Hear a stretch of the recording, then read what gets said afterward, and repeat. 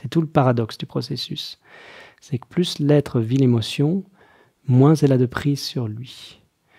Plus elle est inconsciente, plus elle est logée à l'intérieur dans son inconscient, plus cette émotion dirige l'être.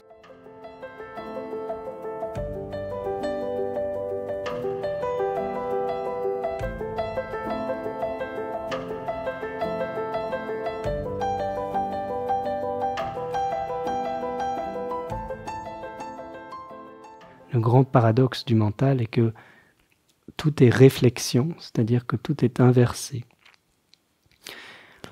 Ça veut dire que ce qui se passe très souvent, enfin c'est le processus même de la transformation intérieure, c'est qu'au départ nous sommes tout à fait pris dans des schémas qui sont inconscients et donc nous ne les voyons pas. Et en fait c'est là qu'ils sont les plus puissants. Et puisque nous ne les voyons pas, nous n'en avons pas conscience et pour nous ils sont inexistants. Et pourtant pour celui qui peut voir, c'est là que le schéma est très puissant puisqu'il forme vraiment les socles, les fondations et les murs en béton armé de l'ego. Et ce qui fait que l'ego est indestructible à partir du moment où les fondations qui construisent l'ego ne sont pas conscientes. Et donc, lorsque ces fondations se fissurent, c'est quand l'être commence à en avoir conscience. Et le paradoxe, c'est que quand la lumière de la conscience commence à éclairer ces fondations, pour l'être qui le vit, ce qui était inconscient devient forcément conscient, ou du moins en partie, il commence, et il ressent, ce n'est pas que de l'information, ça devient conscient en son corps, en ses émotions, et donc, pour lui, ça apparaît en lui. Et son impression, son expérience personnelle est qu'avant, ça n'existait pas, par exemple de la colère, imaginons, qui est inconscient en lui, ou de la tristesse, ou de la culpabilité, ça n'existait pas. Il ne se sentait pas coléreux, pas coupable, pas triste. Et maintenant, ça lui arrive. Mais la réalité, ça c'est lui, c'est-à-dire depuis son observation qui est une réflexion, donc de la perception du mental. La réalité est que si lui, il a l'impression que ça arrive, et donc il vit quelque chose qui était moindre ou inexistant avant, et qui est maintenant plus fort pour lui en vécu, la réalité est que c'est moins fort.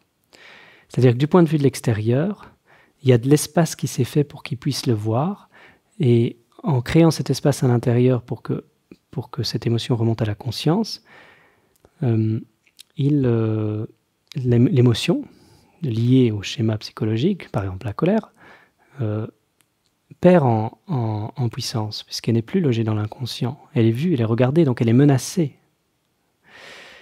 Et donc elle perd en puissance. Alors oui, elle s'agite plus, parce qu'on crie toujours un peu plus quand on a peur de mourir. Et quand on n'est pas menacé, il n'y a pas besoin de crier. Donc ça s'agite plus. Mais en fait, c'est plus faible. Il y a de la vie, ça devient vivant. Alors ça devient de moins en moins confortable pour l'être qui le vit, parce que c'est de plus en plus conscient. Et donc ça a l'air d'être de plus en plus présent et de plus en plus fort, mais la réalité est que ça l'est de moins en moins. C'est tout le paradoxe du processus. C'est que plus l'être vit l'émotion, moins elle a de prise sur lui. Plus elle est inconsciente, plus elle est logée à l'intérieur dans son inconscient, plus cette émotion dirige l'être. Donc elle est totalement présente puisqu'elle forme l'être. L'être est identifié à cela.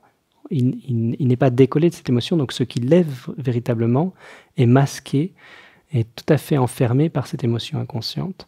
Donc l'émotion n'est pas du tout menacée, donc ils font un avec cette émotion, l'être et l'émotion, donc il n'y a pas de problème, il ne la sent pas, mais c'est là qu'il est totalement dirigé et soumis à cette émotion. Il ne sait pas qui il est en dehors de cette émotion. Il a tellement eu l'habitude de se comporter comme ça qu'il ne comprend pas que son comportement est régi par un schéma inconscient qui est cette émotion. Typiquement, pour la colère qui est ancrée à l'intérieur de façon inconsciente, c'est une colère qui est froide. La colère qui est froide est la colère la plus terrible, la plus forte, la plus puissante, parce que elle est extrêmement cassante et d'une certaine façon très stable. Et quand la colère commence à monter à la conscience et que l'air voit qu'il a une colère en lui, eh bien la colère devient chaude.